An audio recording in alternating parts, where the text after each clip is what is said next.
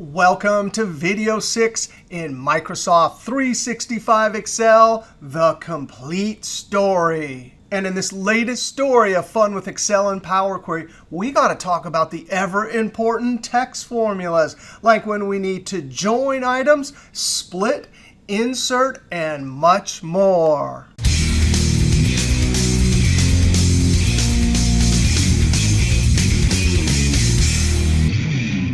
Now on the worksheet, text worksheet formulas, here's a huge list of all the amazing Excel worksheet functions we're going to see. And as we saw in the last couple of videos, when we have to do calculations in Power Query, we actually don't have to type out the formulas. We just use the user interface. Now all of these notes are in the PDF notes. Let's scroll down and look at our first 3 examples. Now we have first name and last name, and we want to join 2 different things into a single cell. Now we actually want 3 things. We need to show first name, then a space, then last name. Now I'm going to show you 3 different ways to do this. And the first way is the manual way. And this way is good if you only have 2 items. So I'm going to take first name, and I have to use the ampersand. That's the join operator.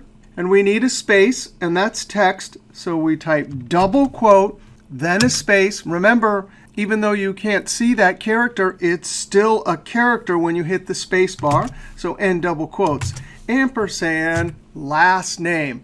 Now we have 2 ampersands. That means we're joining 1, 2, 3 things. When I hit enter, Rosalie Mims, now all in one cell. If I change the last name, just like that, it updates. Now, we saw how to do this with flash fill back in video number 4, but that's when you have a one-time task. Control Z, you use formulas like this when you want your solution to update when the source data changes.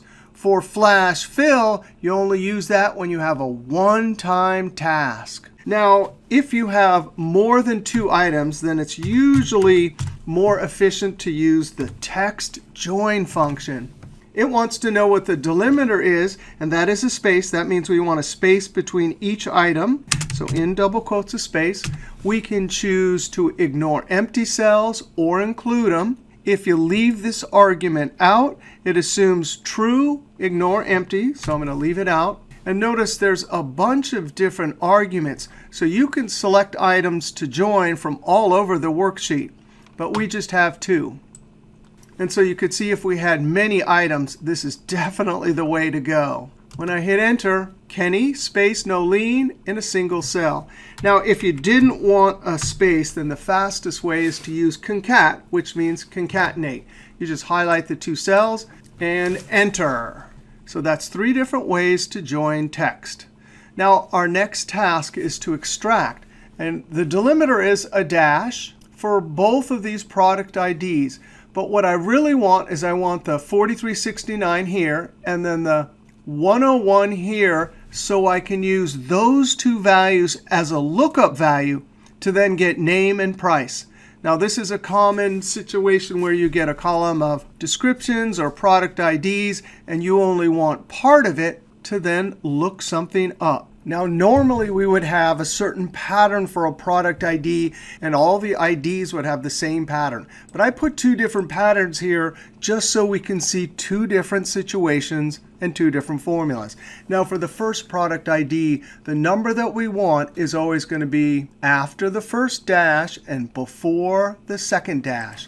So we can choose which one we want to do first. There's text after and before. You can do it in either order. I'm going to start with text after. The text is right there, comma, and the delimiter is the dash in double quotes. Close parentheses, Control Enter. That's step 1 for extracting what we want, F2. Step 2 is we put text after into text before. And guess what? That's the whole text item, comma, in double quotes a dash. When we Control Enter, now we have our lookup value. But do we really? Now, you're taking this class, so you immediately recognize the default left alignment. That's a text number. If we use that in a lookup formula to try and look up the name and price, Well, that's a number. These will not match. Now, this is one of the more common questions people get. Hey, my lookup value is exactly the same, but it doesn't match. And in fact, when I do accounting conferences, what I'm about to show you usually gets the biggest applause. I still remember that accounting conference at the Poodle Dog restaurant near Tacoma. A number of the accountants came up afterwards and said, that is the most amazing trick. We've been looking for that for years. And the solution is simple. We need to convert this to a number so it can match. So just as earlier in the class, we F2 and any math operation on this that doesn't change the value, we'll convert it to a number. So I'm just going to add 0. You can times 1 or double negative. But when we Control Enter, now we can get a match. F2. We're going to put that whole thing, which is just delivering the lookup value, into XLOOKUP. There's the lookup value, comma, lookup array. That's where we make a match. These are all numbers. Comma and return array, those are the values we want to go and get and bring back to the cell. Now I'm going to highlight the name column and notice that both product ID and the name column have the same number of rows, which is required for XLOOKUP to work. But once we finish that, close parentheses, Control Enter, and bam! From within product ID, we went ahead and got the lookup value, looked up the name, and brought it back to the cell. Now it gets better. F2. We live in the world of dynamic spilled array formulas. And for return array, we want name and price. And name and price are oriented the same way in the lookup table. So as long as return array has the same number of rows, we can give it as many columns as we want, and it will return one item for each column for the matching row. So now when I Control Enter, I have name and price. Now our next product ID has a different pattern. We just want everything after the dash. So we use text after. There's the text. There's the delimiter. Control Enter. Now this is different in two ways. It's text. This is a number. And it has a leading 0. But F2, you're not going to believe, any math operation not only converts text numbers to numbers, but it removes leading zeros. So when I Control Enter, there's my lookup value. F2, XLOOKUP, that's the lookup value, comma, lookup array, comma, return array, and that's our formula. Close parentheses. And when I hit Enter, it spills both the name and the price. Now there's a bunch of useful tricks in here, not only text after, text before, XLOOKUP, but also that important math operation to get text numbers or dates or times back to their original number form. Now our next example involves looking up a product name and returning the price. But when I enter, I get an NA, which means there's trouble. It looked up what looks like a 4-character quad product name, but it couldn't find a match. It means that there's a problem either here or over here. The first thing I do when I encounter this type of situation is I ask what the length of the text in the cell is. And we use the length function. So len, enter, and we see that it's 4 characters long. Over here, when I use len and enter, there's the problem. Somehow there's 5 characters. So I come over in F2. And sure enough, there was an extra space.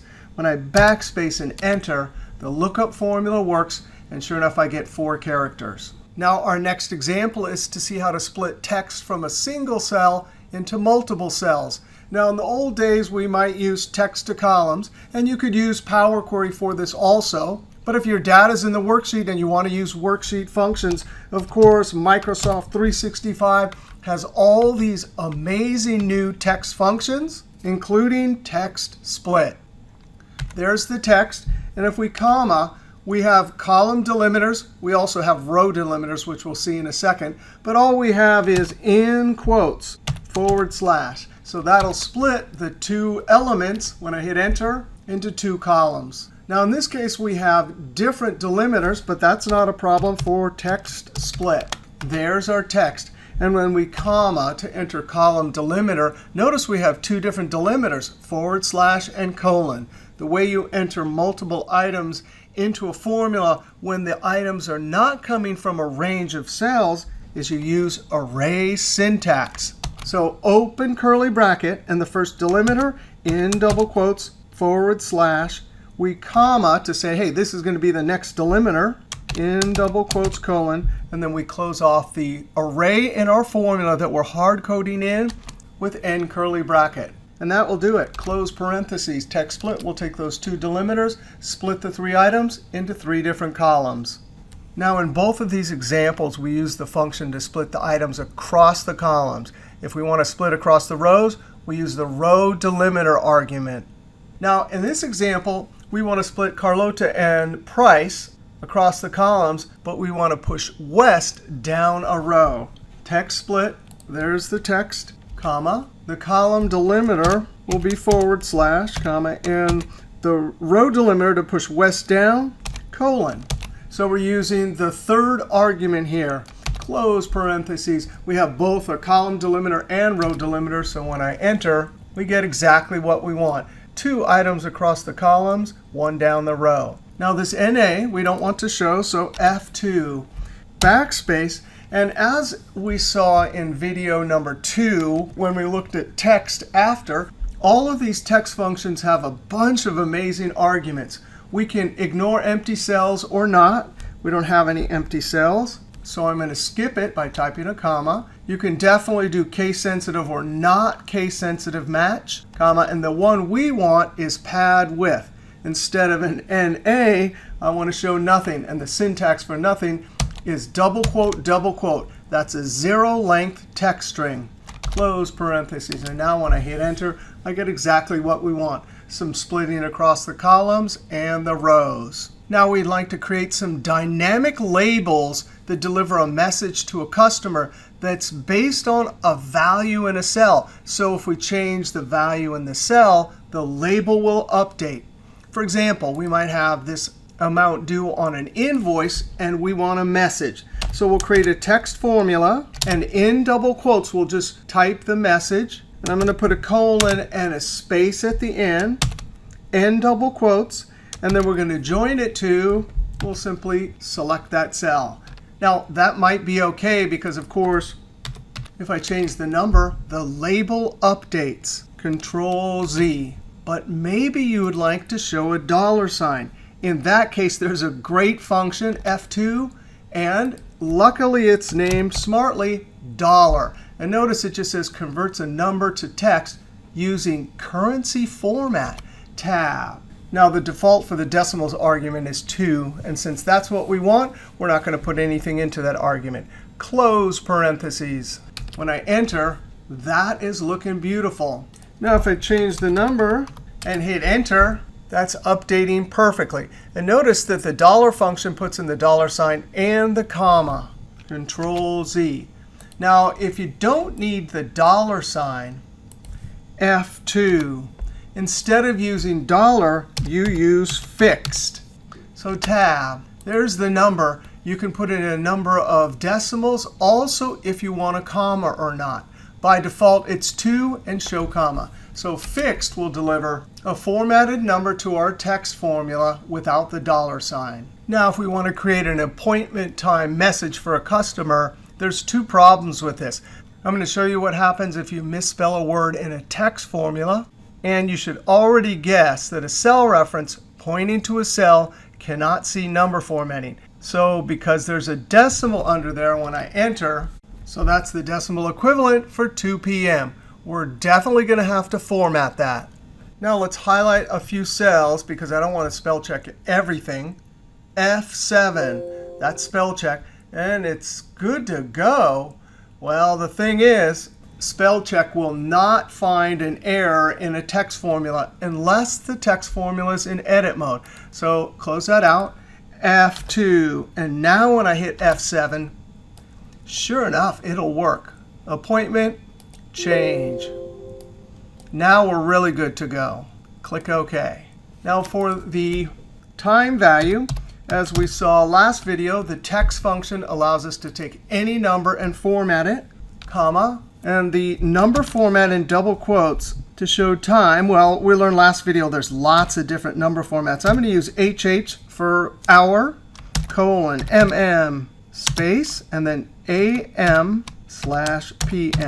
End double quote, close parentheses, and when I hit enter, your appointment is 2 p.m.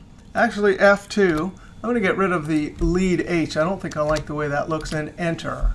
That's better. If I say 10 space P for 10 p.m., when I hit enter, that is updating. Control Z. Here's a label for when the loan is due. Format text. Month/D/YYY. All in double quotes, close parentheses, and enter. Let's change this to 23, and it's updating.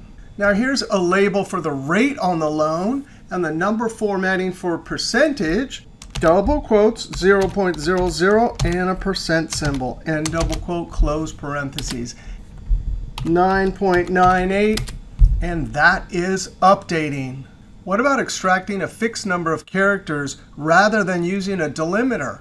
Well, state is always going to be 2 from the left and zip 5 from the right. So we can use the left function, left arrow, shift down arrow, comma, and the number of characters from the left is 2. Tab equals right. Arrow, arrow, shift down arrow. And from the right, comma, we want 5. And enter. Now for zip codes, it doesn't matter if they're text. If you want them as numbers, we'd have to do some math operation. Now I want to show the formulas in those two cells. This is a text function, formula text. We've been using this throughout the whole class. There's two formulas, so I'll highlight and enter. But I want them to spill down rather than to the right. So in the top cell, F2.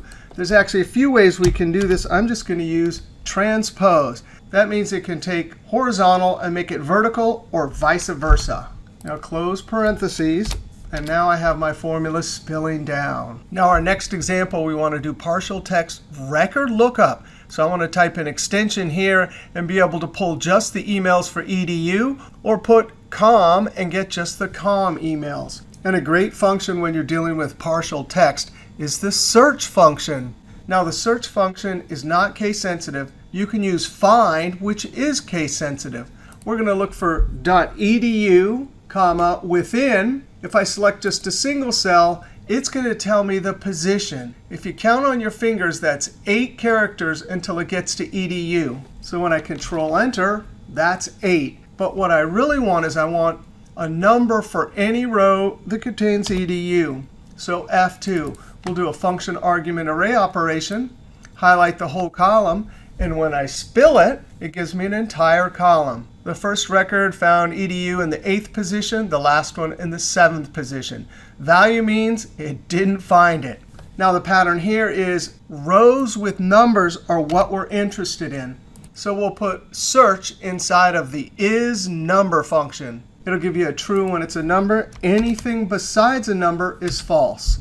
Now we have a column of trues and falses that we can use to filter the table. In the top cell, F2, we'll use filter the array. That's the entire table, comma, include. That's where we have the column of trues and falses. You can put something in to show when it's empty, but we're not going to. Close parentheses, and when I hit enter, those are all the edu emails. If I type com and enter, those are the .com ones.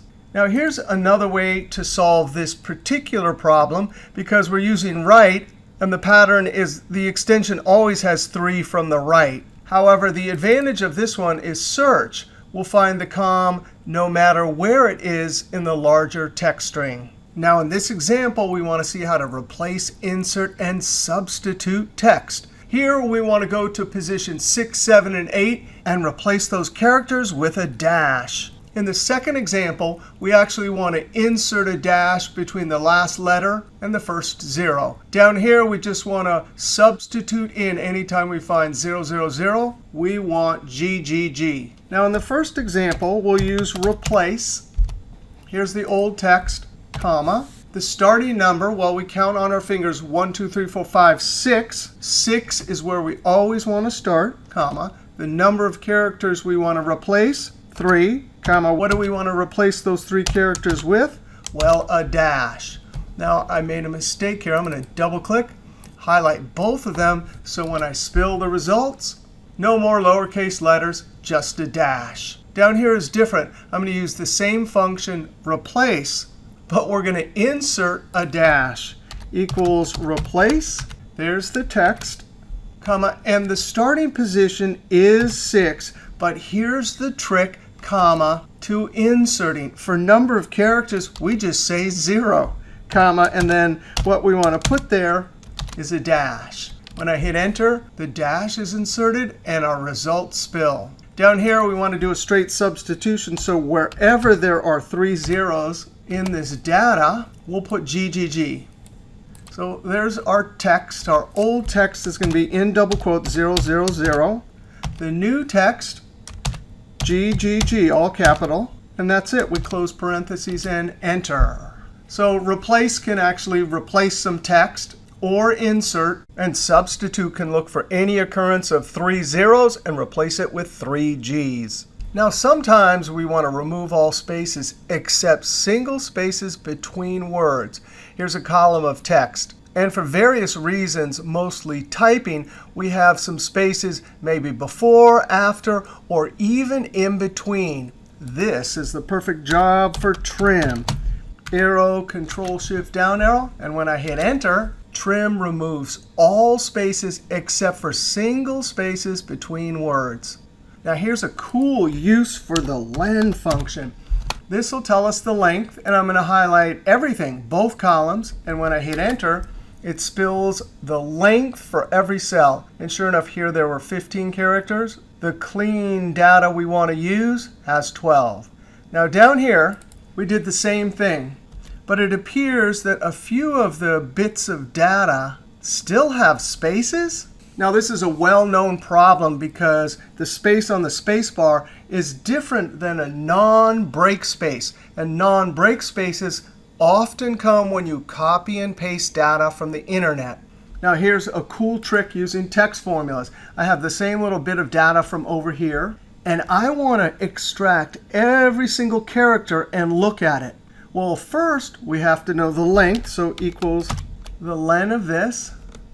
We next need F2, the numbers 1 to 18, and there's an amazing Microsoft 365 dynamic spilled array function, sequence. If we give it 18 in rows, it'll give us 1 to 18.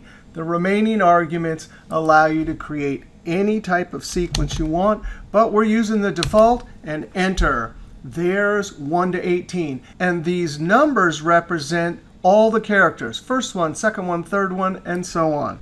Next, we use mid. Mid is similar to left and right, except for it takes something from the middle. The text, well, there it is.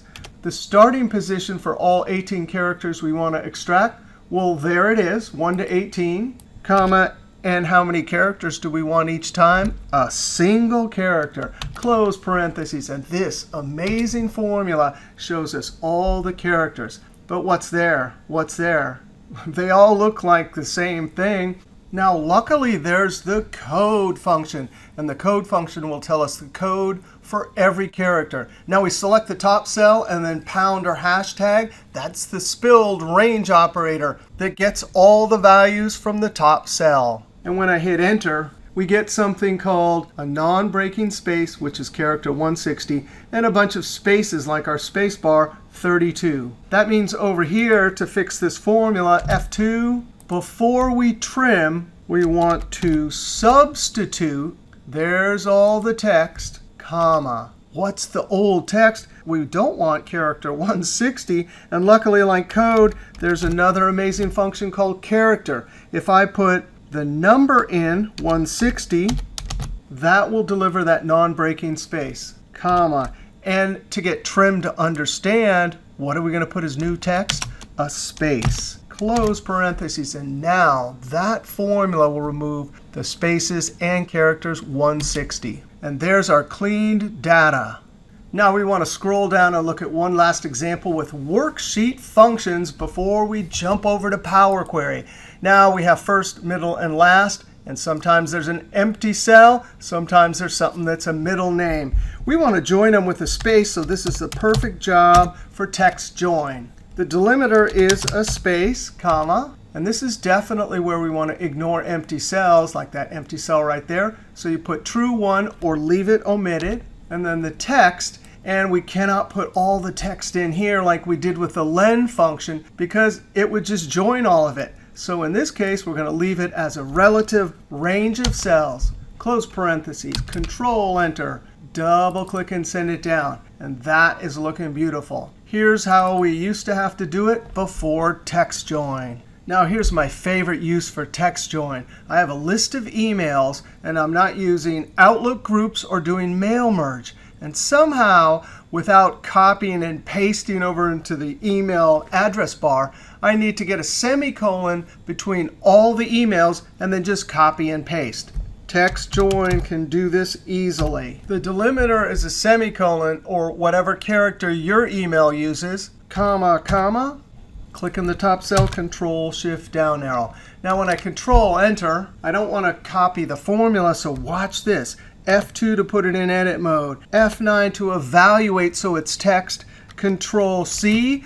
But before we paste this into our email, you want to make sure and click Escape to revert back to the formula that was in the cell before you F2, F9. Escape, and you can see the formula. Then you paste it over in your email. All right, on this sheet, text worksheet formulas, we saw a lot of amazing text formulas and functions. Here's a list of those worksheet functions. Now we want to go look at Power Query. Let's click on the sheet, PQ. Now here's a picture that I took in Word with the non-printing characters turned on.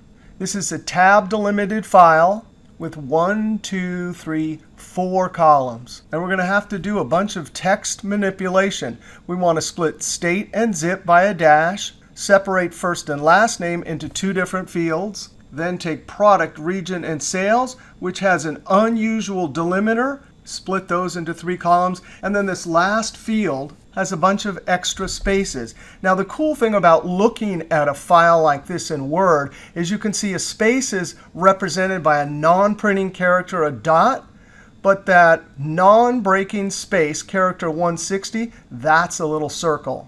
All right, so let's go up to Data, Get and Transform. I'm going to click From Text, CSV. Here's the folder we've been using throughout the class. There's the file we want to import. Click Import. It guesses right with the tab delimiter. Let's click Transform Data.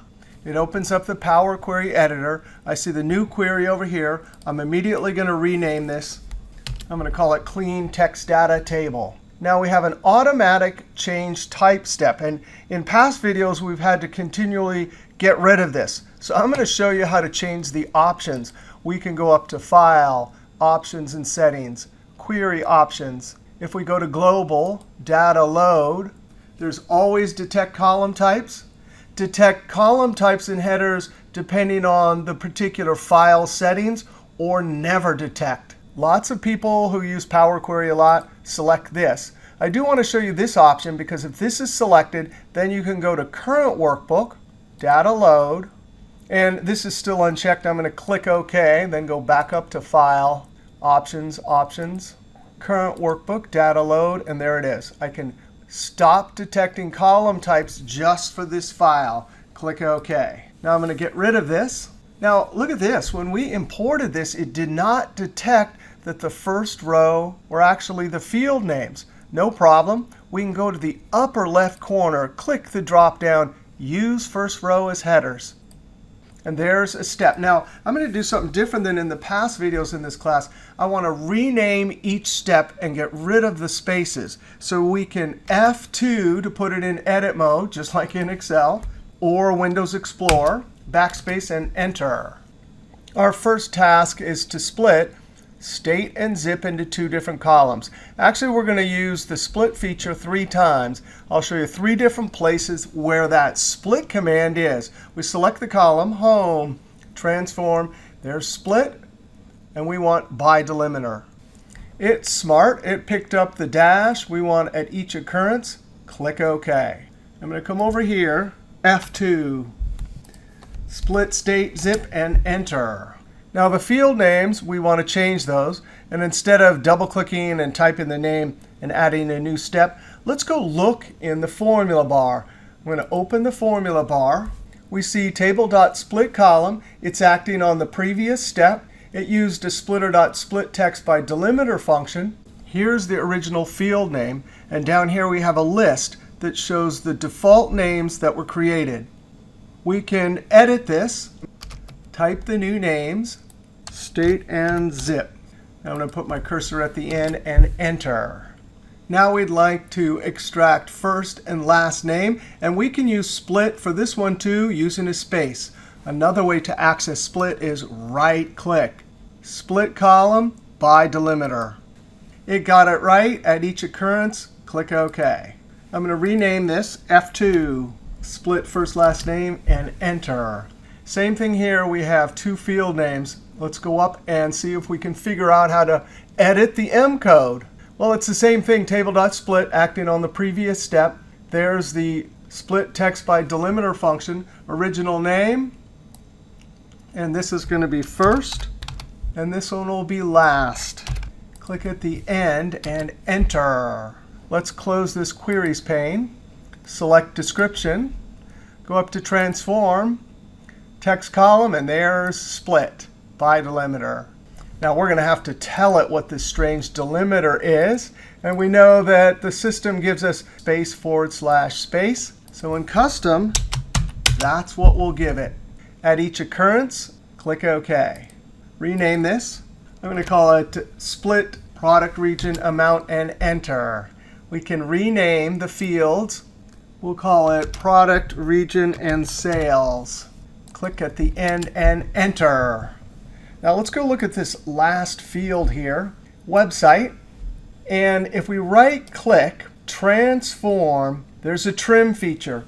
This trim feature takes spaces and character 160s, but only from the beginning and end of the full text string. So it will not remove the spaces in between words. Let's click trim. I'm going to rename this. So it got everything before and after. Now, the way we can do that is to replace double spaces with a single space. Now, replace is also in a few places. Transform, replace, right-click, down to replace values.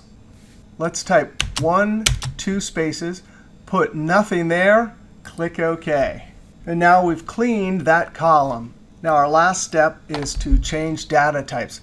I'm going to select state. And by the way, zip code can either be a whole number or text, because you're never going to do a math operation on it. So I selected the first column. I hold Shift, click on region. Now I let go of Shift, and now I hold Control, click on website, right-click, change type, text.